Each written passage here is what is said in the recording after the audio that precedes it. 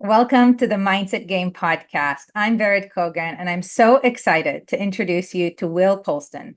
Will is a best-selling author, entrepreneur, award-winning business strategist, and performance coach who leverages his personal journey from a successful yet unfulfilled broker, now empowering ambitious individuals to master their mindset.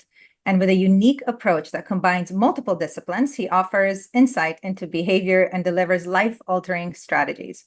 As a highly qualified and experienced coach, TEDx speaker, and internationally recognized keynote speaker, Will's deep understanding of the challenges faced by others allows him to provide invaluable guidance towards achieving a fulfilling life.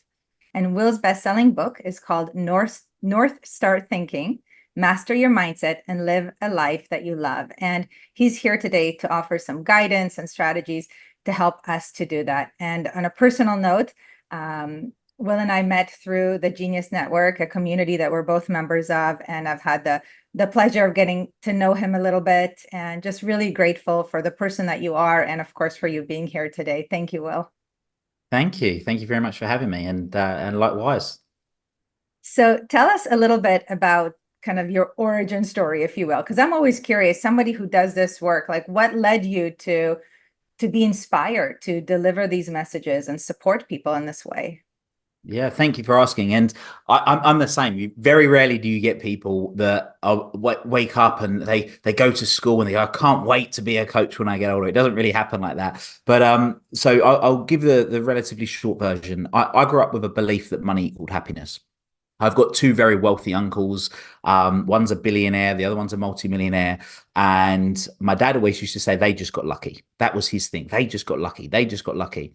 And then what happened was around 11 years old, one day I came home from school and my dad had quit his job to set up a business with one of my uncles. And my dad hated his job. He used to leave the house at 5 o'clock in the morning, get home at 7, 8 o'clock at night. But he would bring the stress and the frustration of work home with him. I don't know if you can relate to this, but there may be someone in your life that they just have this energy around them that makes you can feel the tension, you can feel the stress. And back then he was that person for me, to the point I didn't want to be around him. But like I say, one day I come home from school, he'd quit his job to set up a business with one of my uncles. And I remember thinking, yes, this is it. Dad's going to be just like Uncle Steve, who he's going to be setting up the business with. A couple of months went by and nothing really happened. And real sort of long story short is that my uncle was going to set up a business with him. That didn't happen. And then what happened was my dad fell into a depression, stereotypical depression, slept in a separate room with my mum, curtains shut all day, didn't leave the house, all the stereotypical stuff. And me at 11 years old, I just started to connect the dots. Uncle Mark, billionaire, really happy. Uncle Steve, multimillionaire, really happy. Dad, when he worked in London, stressed and frustrated, but a lot happier than he is now. He doesn't have any money. So for me at 11 years old, it was obvious money equals happiness. So I was that typical entrepreneur as a kid, buying and selling sweets in school and buying stuff off eBay and selling it in the paper and doing all this stuff. And then fast forward a few years, eventually found myself working in financial services. So I was running a division of a brokerage. And that was when I first stumbled across personal development. And for me, personal development was amazing. I first started studying NLP, neuro linguistic programming, because knowing how to influence people meant that I made more money. So for me, it was great. The more this personal development stuff I do, the more money I make. And then it was 11 years ago that a friend of mine said to me, Will, that guy, Tony Robbins, you've heard of that guy before, Tony Robbins? Of course I've heard of Tony Robbins. Who hasn't heard of Tony Robbins? Said, well, he's here in London. We're going to go to his event. Do you want to come? I said, absolutely. So we went to his event, UPW, Unleash the Power Within. And that was where I had what I call my lightning moment. And that's where it hit me. It was when he was sharing what's known as the Thanksgiving story. Some people might know it. You can go and find it on YouTube. And I cried my eyes out for about 15 minutes because in that moment, I realized my real driver was nothing to do with money. It had never really been about money. What it was about was my dad. and how my dad hadn't achieved certain things he was capable of, and the impact that had on him and my mum and me and my family and a whole host of other people. And I vowed in that moment, I don't want anyone else to go through the suffering that he went through and arguably we went through. So that from that moment, I've been obsessed with anything to do with human awareness, human potential, human behavior, to enable me to be able to grow, but then be able to share that knowledge, that wisdom to help other people to do the same. Because I believe that when you achieve your full potential, or at least you're progressing towards achieving your full potential, not only does it benefit you, but it benefits your family, your friends, your community, society, humanity, the universe. And that's what I call the ripple effect. Thank you for sharing that, because I think it's very inspiring, because many of us are driven by things that we may not even be conscious of, right? Or are not necessarily things that are going to create true fulfillment. And so we continue to be on that wheel, right, of seeking more and more. For some people, it's more knowledge, sometimes more money, more whatever. And so your expertise is in the area of mindset, right? The book is like, North Star thinking, master your mindset. What do you mean by mindset, and how do we master it? Great question. So in here in the UK, at least, the dictionary definition of a mindset is an established set of attitudes and beliefs. And that's really the summary of it is, what is it that we're thinking that is enabling us in a particular way, that is enabling us to do, be, or have a particular thing. And the whole concept of having a North Star is about having a mission in life that's the equivalent of trying to empty the sea with a spoon. It's having this thing in life that's so big you never achieve it. Well, once you've got that mission, and we can talk about more of the North Star in a moment, it's a case of, well, what is it that I need to do to be able to get the result? And I'm a big believer that success, however you define success, success is subjective, is 80% mindset, 20% skills and mechanics. And it's what goes on up here that makes a difference. And that's really, it kind of goes back to my dad, for example, and my uncles. It was like, well, how could two of them have achieved, and one in particular achieved such extreme success, and arguing my dad not so? And again, I'm mindful, I'm talking about in the context of finance and business career. And how could that have been the case? And I think so much of it's down to here. And there's a huge difference between having a schooling and having an education. All of us are forced to go to school, but not all of us get an education. And that's, I mean, I can see all the books behind you. We've had some wonderful conversations about who we've learned from and people that we admire. And we go deep in that because we get the true education. That's where I think that most people stop, is they don't realize that their mindset is something they can have influence over and use as a tool. And for those individuals that are wondering now, okay, my life is not exactly my dream life yet. There are some things in some areas of my life that it's off, whether it's in the money area or health or relationships or something else. How can they even realize what their thoughts are? Because most of that is unconscious. Like, how do we know what our mindsets are, and what can we do if they're not quite that healthy or supportive of our well-being and future? So I think it starts with clarity. So I talk about absolute clarity, having absolute clarity, and for people understanding that how you think has the ability to create your reality. I forget who it is that said it, but everything's created twice. First you think it, then it happens, and whether that's at a conscious or unconscious level. So by being able to identify, are you experiencing what you want? Are you doing and having what it is that you want right now? And for some people, they will say, well, no, but that's not possible, or I couldn't do this, or I couldn't do that, which gives you an understanding of their mindset. And what I think that when people find themselves in a situation where maybe it's in an environment of other people that have this limitless thinking, this ability, this can-do attitude, this ability to do things, then they start to realize, oh wow, actually I can see the angle that they're coming from, and their perspective is different to mine, and it starts to open that up. But really for me, it starts with absolute clarity of what do you want? What do you want to be being? What do you want to be doing? What do you want to be having? And then it's very easy. You can marry up, well, what is that? And do I have that now? And I don't mean just having in terms of material things. It could be in terms of feelings. Am I having peace? Am I having gratitude? Am I having joy? And if the answer is no, then we can start doing something about it. Very cool. So what was that shift for you? Like I know you spoke about kind of that Thanksgiving story, but what was it for you in your heart of hearts that, created this mindset shift? It was, I think, so from a very young age, I'd made a lot of money. And I mean, I was in my late teens, I was making more money a month than most of my friends and probably even my friends' parents would make a year. And I had externally all the trimmings of success. I had the watches, I had the convertible car, I had the detached house with the gated drive, the double garage. I had all these things, designer clothes, wardrobes, and just thinking like, is this it? Is this really what it's about? So there was that as there was definitely that element that was going on. And I think what it was, the big realization was realizing what was missing was purpose. Yeah, it was, and the thing that I refer to a lot is what I call when then syndrome. So many people live in when then syndrome, which is when I achieve this, then I'll be okay. When I get that, then I'll be happy. When I do this, then I'll be content. And I think of it like a pinball, just bouncing from one side to the other.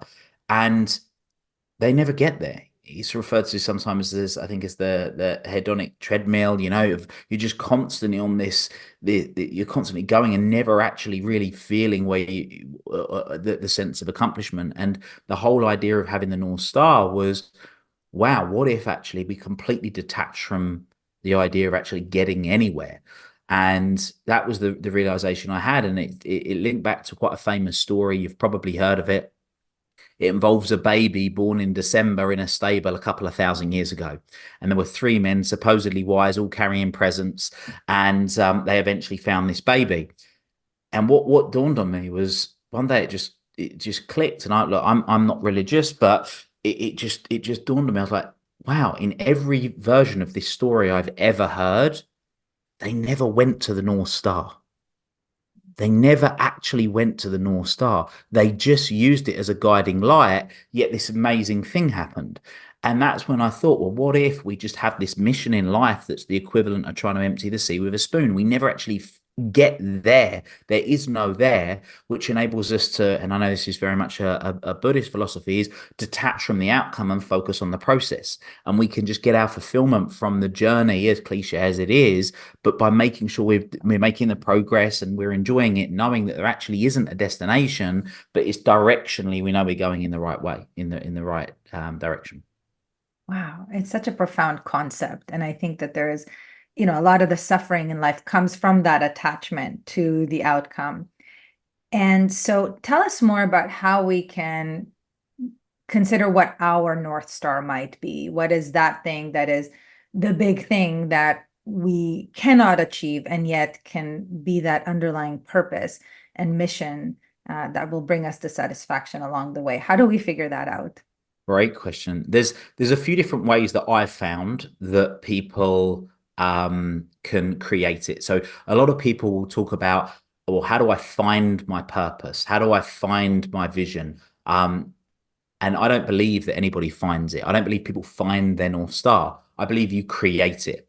And that creation piece can be done in a few different ways. So one of the ways that I love to use, because it's simple, it's effective, is using a Japanese concept called an ikigai. And an ikigai doesn't have a direct translation in English, but it means a reason for being. And there's a few reasons why I love the ikigai. Now, one of them, before I explain what it is the fact that the concept is born from a tiny little island just off Japan called Okinawa. And on this tiny little island, they have more centurions and more people that live to over 100 years old than anywhere else on the planet. And I'm a big believer that a huge, and as are a lot of people, that a huge reason that these people have lived for as long as they have is they have this North Star. They have this ikigai that they live by. And we all know people that have worked their whole life, they get to retirement age, and within a matter of months or weeks, their health deteriorates because they've got no purpose. We all know of people that have been in a marriage their whole life, and one of the partners dies, and then very shortly after, the other partner dies. Because if they've attached their purpose to that thing, then they feel like they have nothing to live for. Whereas if you've got this thing you can continue to live for, you just keep doing more and more and more of it. And if you know that every time you're doing it, you're having a bigger and bigger ripple, then why wouldn't you do more? So anyway, that's sort of a side note. But the ikigai itself, if you imagine a Venn diagram, so four circles that all overlap in the middle, there's four questions that you can ask that help to shape that. So one of them is, what do you love? What do you love to do? What do you love to have? What do you love to be? What do you love? And you can brainstorm on that question. One of the other questions is, what are you good at? So what are your strengths? And some people say to me, oh, I don't have any strengths. There are over 3,000 words in the English language that describe a strength. So people have got strengths. And then you've got what does the world need? So what's a problem that you want to solve? What's something that you feel could be addressed? And then you can brainstorm, and it could be small things or big things, but you start to shape it out. And then what can you be paid for? And it's the cross center of all of those things. So doing that as an exercise is one of them. But the other one that I really like, and this takes a little bit more work with some people, is we draw a graph, like a bar graph. So you've got an x-axis and a y-axis. Along the bottom is their age. So from 0 until their age now. And then on the y-axis, so on the axis that goes up and down, we have like heightened experiences, so let's call it plus 10, and then you sort of work back down the middle 0, and then you have like really low experiences minus 10, and we basically plot based on our ages, our highs and our lows. And almost always there's a correlation between people's lowest lows and their North Star. Because for me, at 11 years old, that was my lowest low. That was my lowest moment. And now my North Star is to empower people to transform excuses into results and live a life they love. Because back then, it was the complete opposite for my dad. And that was what I witnessed. So that's another way that people can do it. And it can be extremely insightful. Yeah, there's a couple of other ways, but they're two of the ways that I use most regularly. Yeah. Wow. Thank you for those ideas. Those are two awesome exercises that we can do. And truly, people spend more time figuring out, what they want to eat, for dinner than they do their ikigai, or kind of that North Star, as you call it. And sometimes it's right there on the surface, like it's right there, wanting us to create it, to connect with it. Some may believe that it's already created in some other way, if you will, even before we came here, and we're kind of just receiving it, if you will. Either way, it requires our self-reflection, our ability to go inward and see, okay, what were those highs and lows? Because those are often indicative of our values, either a value that's strongly honored or strongly violated in some way. And when we have those emotional, significant events, oftentimes it does tell us, what is it that we are here to protect, to serve, to inspire, and uplift other people. So really beautiful, simple exercises.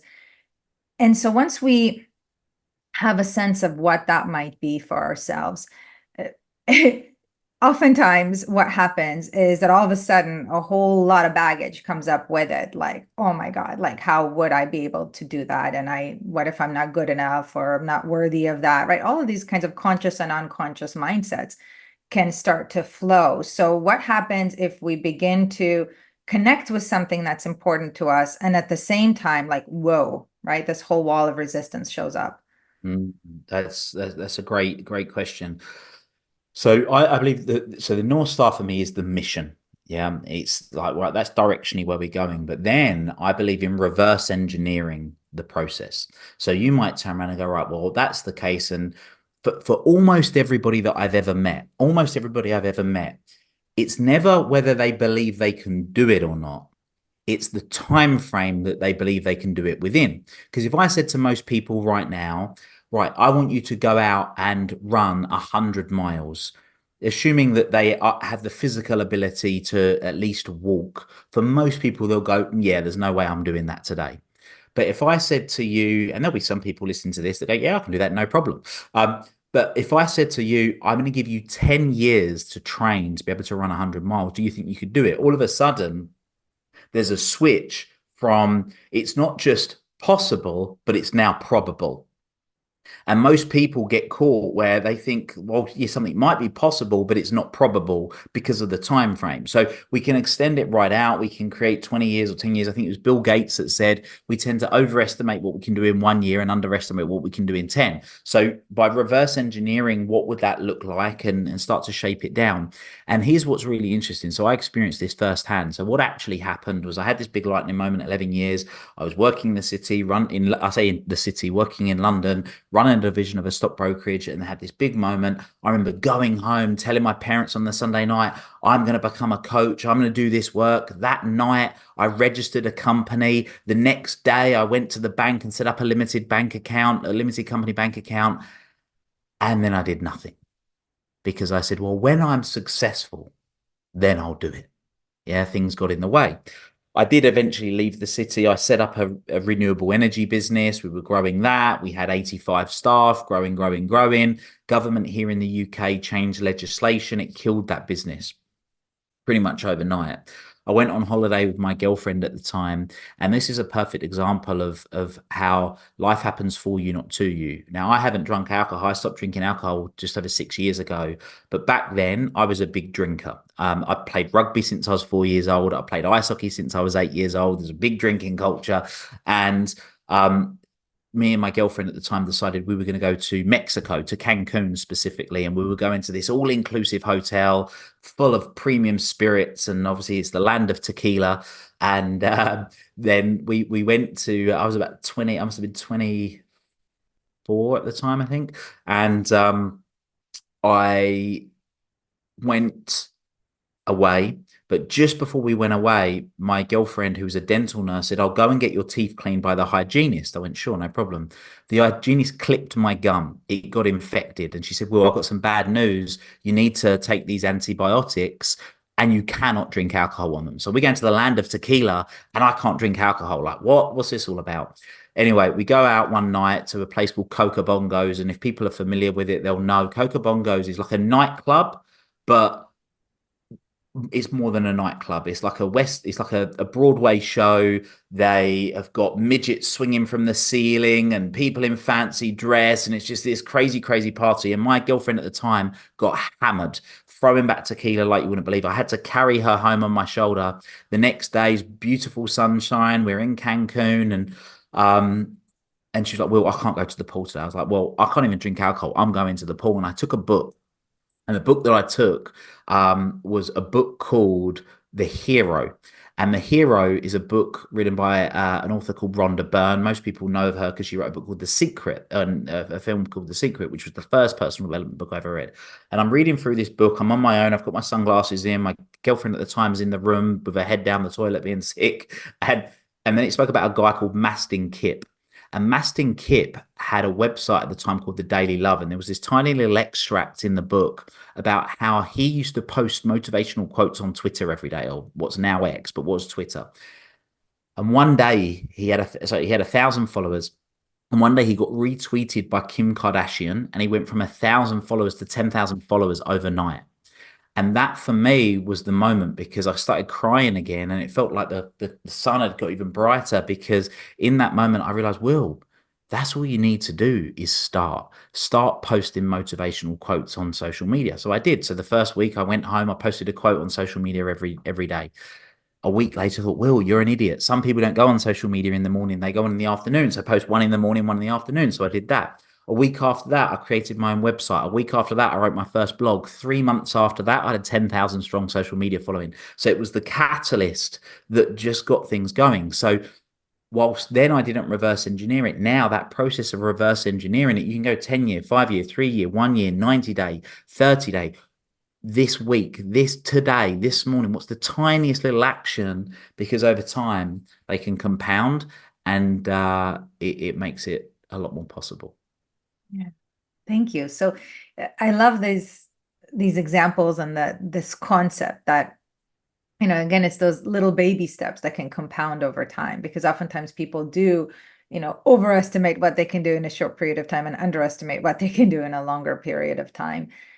And and the thing is that when we are essentially detached from a specific form of an outcome, so what I mean by that is, let's say we have an idea that we want more followers, right? But we're not like over attached to it. It has to be 10,000 by 2 months from now, 3 months from now. Then we can find a little bit more flow because we're not in fear. We don't need to make it so. We can kind of flow with our guidance a little bit more, I find, and so we're still taking the actions, the massive actions. We're just not doing it from a like, I have to make it happen kind of place, which can feel very rigid at times, because when we're not achieving that or we're not aligned with that, then many people can get into a place of self-judgment.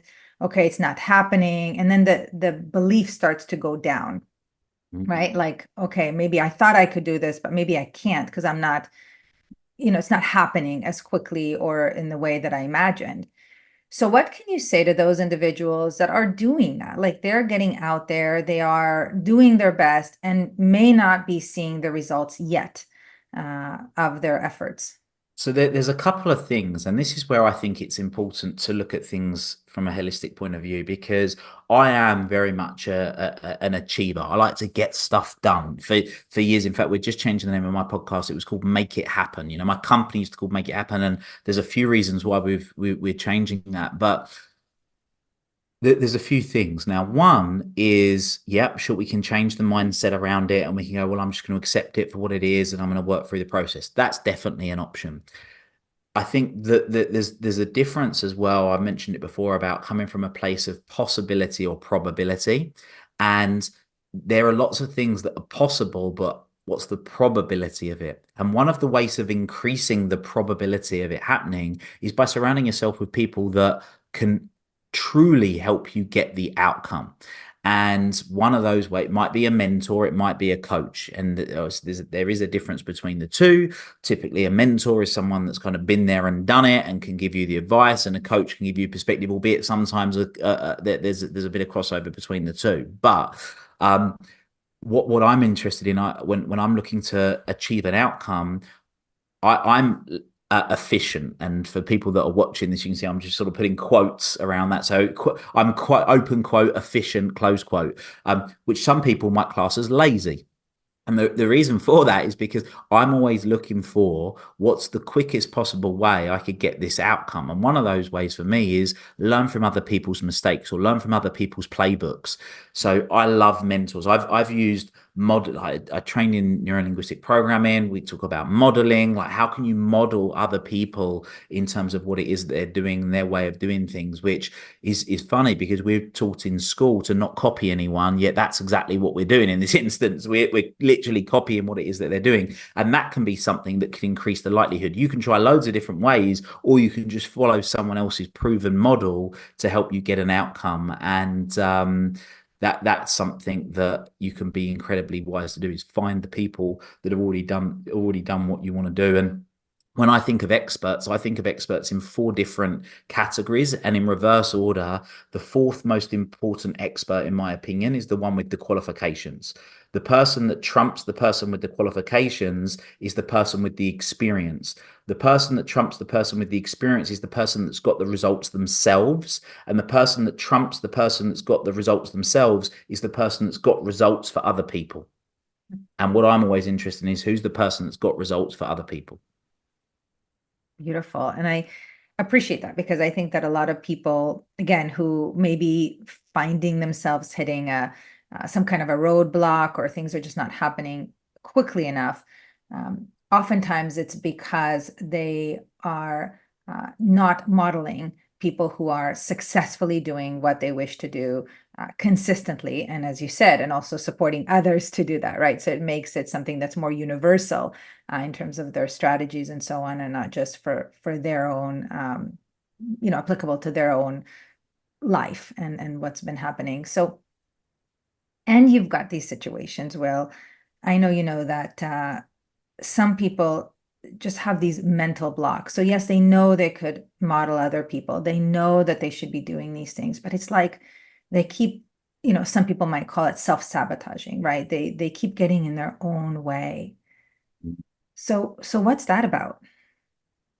Well, I have an opinion, and my opinion is that there's no such thing as self-sabotage. And people go, well, yeah, there is, because I keep doing this thing. I keep doing this thing. So an example of this was I was on a call with somebody the other day, and they're adamant they wanted to grow their business to a certain level, and they're doing okay. And they wanted to grow it to a certain level, and they've been attempting to get to this particular level for a couple of years. And what's happening now is that they are really low on energy. They're picking up bad habits to mask some of the symptoms, and that becomes a vicious cycle. And it's just getting too much. And the outcome they wanted from hitting this particular level, it unlocks a particular level of freedom for them to do certain things they're not able to do. And they were getting really caught up in this. And every time I try, I just hit this wall, and I find myself self-sabotaging. And what we essentially established was that there wasn't the infrastructure in place to enable her to grow. So what happens is, at the moment, every time she hits this invisible ceiling, let's call it, this glass ceiling, she gets loads of problems all come back to her. So actually, and this was the moment where she sort of burst out crying, because what she realized was that actually what she thought was self-sabotage was self-protection.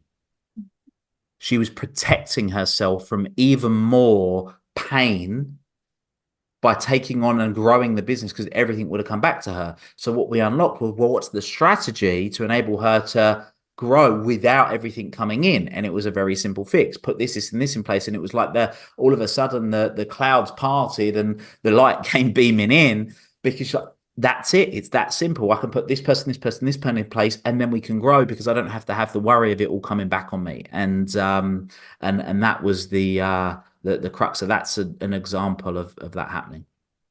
Thank you for that. And I 100% agree with you. And this is why I said, what people may call self-sabotage, because I too believe that every behavior is a self-protective behavior. It comes from a place of parts of us, oftentimes very unconscious, little parts of us that are doing their best to protect us from the resources that are available to them. And when we can present evidence that we have new resources, be it infrastructure, support of a mentor or coach, strengths, abilities, and that kind of thing. Oftentimes these very loyal protective mechanisms, protective parts can kind of soften some of their attachments, and then all of a sudden the ideas flow, and we feel the inspiration to take the consistent actions that will lead us to truly transform our life. So thank you for that distinction. And then that brings this kind of whole conversation about self-acceptance and self-love, because what I find is that oftentimes these parts of us that may be blocking us from having what we want, what they deeply desire is to be accepted and appreciated and loved. And oftentimes when we are able to go inward and really just accept where we are, right? Accept our upbringing, our parents, our, where we are in life, rather than judge it or play the should game. I should have, I could have, all of that. Oftentimes that's when things begin to happen, when we really accept and I would say can even find appreciation for where we are, knowing, as you said, that everything is happening for us, and being curious as to what are those resources and learnings that will help us to break through that glass wall and go to that next level, right? So parts of us feel safe to allow us to do that. So what are your thoughts about that? Like self-love, self-acceptance, how does that play into mastering our mindset? I think it's huge. So I think that, and maybe it's a guy thing, but a lot of people struggle with the term self-love, because they think straight away of arrogance and loving yourself. So I tend to use the term self-care interchangeably, just because it just has it's just that subtle nuance that people go, all right, yeah, I get it now. And I think it's huge, because it's the cliche, you can't pour from an empty jug. So what can we be doing to make sure that we're filling up ourselves, we're doing the things for us to be able to deliver our best selves, so whatever that is. And for people in business, it's going to be able to show up for their staff and for their clients. For parents, it's to show up for their kids and their family. And whatever your identity is, it enables you to be able to show up. And I think that your point around the I should have done this and I should have done that is that when you realize, and it is a when, it's not a case of if, because it's always there. When you realize whatever's going on and you can link it to your highest values, and you can see, no, this is actually serving me, and you see a bigger picture, it becomes really powerful. So a personal experience, I had a situation a few years back, 6 years ago. I was in a lot of debt, and this debt was really, really, really getting me down. And I did the work to bring myself back into balance. And when I talk about bringing into balance, it's getting to that perception of it being equal. So I'm gonna expand this out a little bit so it makes sense. So this is learned from one of my mentors, a guy called Dr. John DeMartini, who some listeners may know. And essentially, he talks about perception ratios. So when there is a 7-to-1, or anything other than 1-to-1, is of equal. So, for example, you've got a situation going in your life. If you can write down 5 positives and 5 negatives, it's 1-to-1, or 1 positive and 1. Whereas some people think, well, if I can get 10 positives and 1 negative, or no negative, that's a good thing. Well, not necessarily, because you can find yourself leaning towards infatuation. So you've got infatuation and resentment that are sort of two ends of the balance scales. I notice you've got balance scales on your back wall. I've got them on my back wall, and it's about creating this balance. Now, when we are out of kilter, and the most extreme is a 7-to-1 ratio. When we're at a 7-to-1 ratio, we can't break that ourselves. We need that external support to be able to bring ourselves back into balance and see how things are. So I've done this in the most extreme examples. I mean, just one was someone that had been robbed at gunpoint for £300,000. Like, you can imagine the resentment that this person had to the person that did it. Within 90 minutes, they're in tears of gratitude, saying they wouldn't change it. I had someone who was in his 60th year, and at the age of 5 years old, his dad had basically poured boiling water over him because, as punishment, whilst he was in the bath.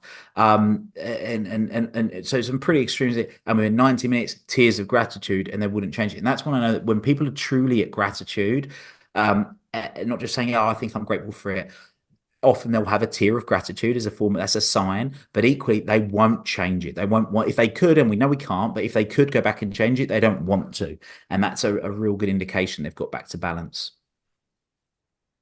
That's a beautiful concept again there of, bringing ourselves back into balance, bringing ourselves back into, with some self-care, of course, into that place of realizing the gifts that we have been given through the experiences, the positive learnings from that, and how that has shaped who we are, and how we can serve, our ikigai, so to speak, at an even higher level. Yeah. And so let's say somebody becomes conscious of a limiting mindset, right? A habitual thought that's not very loving or caring of self or of others. How can we shift that?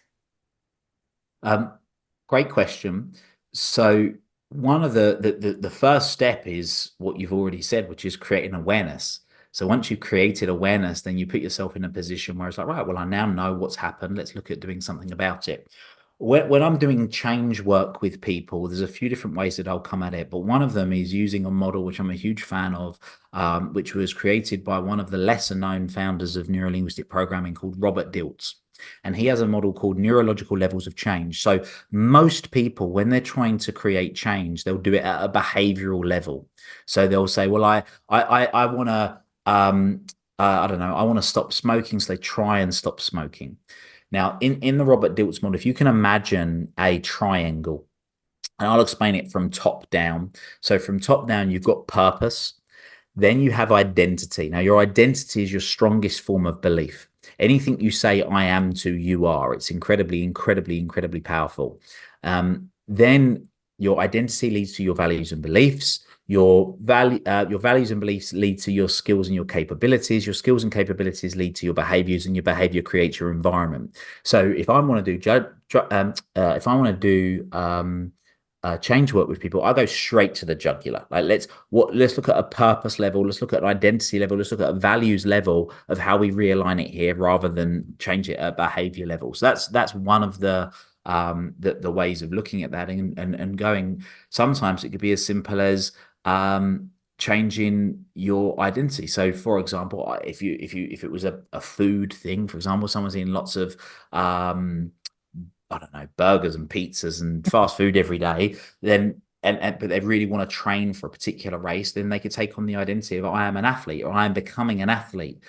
And what they associate eating with as an athlete is different to what they have been eating. And they go, well, an athlete wouldn't do that. I've got a well, as of tomorrow, a 6-year-old niece, and she is at that stage now where she wants to be a big girl. So my sister has massive leverage over her, because she said, well, a big girl wouldn't do that, Elsie. And she, oh, right, okay. And all of a sudden she doesn't want to do it, because she now wants to identify as a big girl. She doesn't want to be the baby anymore. And it's something that we can use as adults as well. And so how do we do that? If you don't mind, let's go one step more. Like, how do we go to the jugular, as you said? So part of it is kind of those I am identity type root, attachments, yes, and shifting those. How do we do that? So one of the amazing ways of doing it is doing what I call a benefit stack. So every single one of us has a completely unique set of values. So when I talk about values, and people have all got their own ways of doing it, I talk about two types. I talk about means values and end values. Now, end values, there's two types of end values. So you've got end towards values and end away values, which are typically pain or pleasure. But then your means values are the things that you do that give your life meaning. So my top 4 means values are self-mastery, building businesses, creating wealth, and building relationships. So if you look in my life, the majority of things you will see me doing those things. You don't have to motivate me to do those. I'm spontaneously inspired to just want to do those things, and I go and get them done. And if I want to shift that, and I want to change the order of my values, then what I start doing is a linking exercise, where I start looking. So if I wanted to, for example, move my creating relationships value, which is value 4, to value 2, I start looking, and right, well, what are the benefits to the value above that, which would be creating wealth? What's the value to creating wealth by me building relationships? And I keep listing all of the different, so I'm making the unconscious become conscious, and it'll get to a point and it'll feel like it's tips. I'm like, all right. And then I do the same again. And then you have this ability. Now, this is a very conscious way of doing it. Most people, they don't do this. Every single one of us, we've got a unique set of values. The hierarchy of our values are as unique as the fingerprint on the end of our finger. And most people never take the time to get clear on their values, get clear on they never do it. And I just think that partly because they've never been educated to do it, but if you don't get clear on exactly what it is that's running your life, you'll just think that it's fate for the rest of your life. Or what will happen is eventually you'll have a significant emotional event, something in life that will happen, which typically is something that actually is really affecting your identity. So if you look at most people's real significant emotional events, it's a loss of identity of some form. They might lose a partner or lose a child. So therefore they're no longer the husband or the wife, or they're no longer the son or the mother, or they lose a job. So they're no longer an employee. It's an identity they had, or their business goes bankrupt. They're no longer the business owner.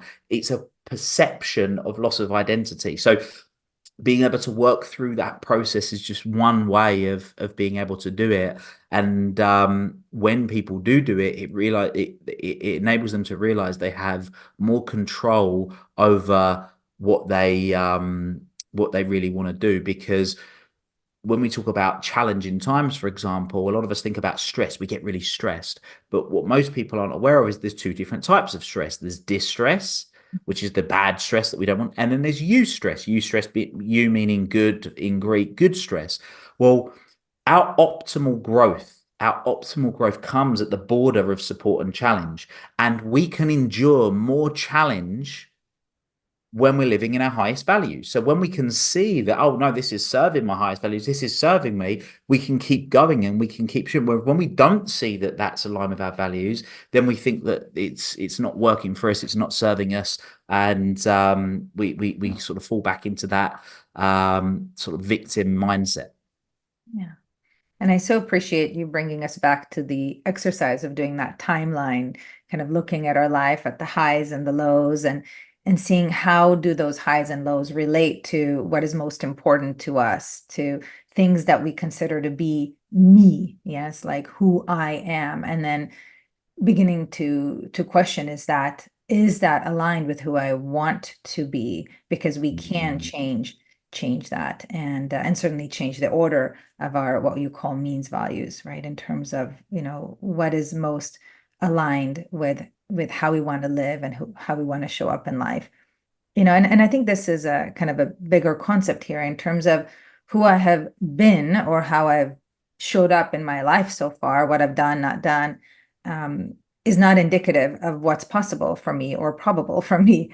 And this is a distinction that a lot of people struggle with because they're so over attached to what's happened that it's really hard for them to perceive a different future, a different way of being, because they've got so much evidence that they've been that way. And even when they are looking to change, there may be people in their life that are like, wait, no, that's not you. That other thing is you. And we need to be really resilient to be able to stand firm, and align our behaviors and our thoughts and our emotions with our values. Um, because we are the judges of that, of what's possible for us and not anybody else, right? And of course, they're doing their best based on what they've seen, but we cannot let that limit us. Without a doubt. And this is where a tool that I talk about is the ultimate peer group comes into play. So for a little fun fact, if you put a crab in a bucket, a crab will be able to climb out of that bucket. If you put multiple crabs in that bucket, when one crab tries to climb out, all of the other crabs pull it back in. And how often does that happen in life where there's someone, whether it's a family member or a friend or whatever, that perceive you doing something? Let's face it, when most people are saying, well, you can't do that, that's just a projection. They're projecting on you what they believe is possible for them on you. And that's why the ultimate peer group is so important, by surrounding yourself with people that are like-minded, that are going where you want to go, that are doing the things that you want to do, because it makes it easier, because then we can associate with those people. So the ultimate peer group for me is three types of people. So there's peers, there's people that are a few steps behind you that you can help in any way. Sorry, your mentees are people that are a few steps behind you. Then you have peers are the people that are about your level, that you get to be challenged by and challenge. And then you've got mentors, and mentors aren't always in the business sense of mentors. Like, you can have mentors in lots of different ways. I'll come on to talk about the different ways in a second, but they're people that are doing something that you want to be doing to some degree. And the more you can surround yourself with those people, and when I say surround yourself, I don't mean necessarily physically be in the environment, whilst that's very beneficial. The fact that we're here now is because you and I spent some wonderful time chatting with each other. It was great. And we're in a group that's been literally curated to get like-minded people together. And there's times when I've been able to help and people have helped me. And there's other things where I'm just learning what my other colleagues in the group are doing, my other peers are doing, that help me stay sharp. But you can learn in so many different ways. I call them direct and indirect. So yes, you could pay someone to coach you or mentor you, but equally you could just read a book, and that's someone indirect. Listen to this podcast. People that are listening to this podcast, watching this on YouTube, they are indirectly learning, and they're gaining these tools and gaining these wisdoms of how people are doing it, and just surrounding yourself with that. Because one of the things that I really disliked in the personal development world was, or you just got to cut away the dead wood. If people don't agree with you, they're not on your wavelength, you've just got to cut them off and don't see them. And I personally, that doesn't wash with me. Now, that doesn't mean that I don't dilute them, but it doesn't mean that I just disregard them out of my life. But I just spend a lot less time with those people when I choose to spend more time, whether it's directly or indirectly, with the people that are more aligned with where I am, and importantly, where I'm going.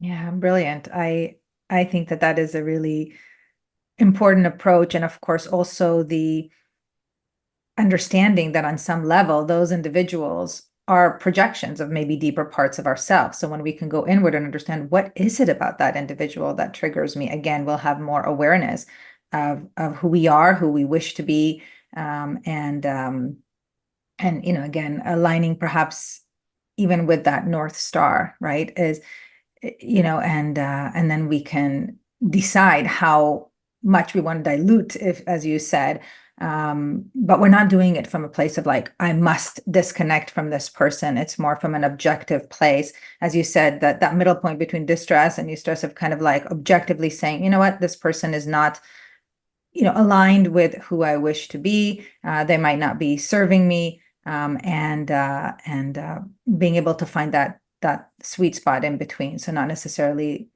as you said, discarding them from our life, because that might not be really the best decision either. We might be running away from something that might have a juicy lesson for us there. So I'm so grateful for you, Will. I mean, you're the real deal. You know this stuff, you live this stuff. And how can people learn even more? You've given us such rich insights and tips today. I know everybody's like, okay, I want more. How do we get it? Thank you very much. The easiest way to find me is if you just go to willpolston.com. We've got blogs. You can find the podcast there or anything else. So that's probably the easiest place to go to.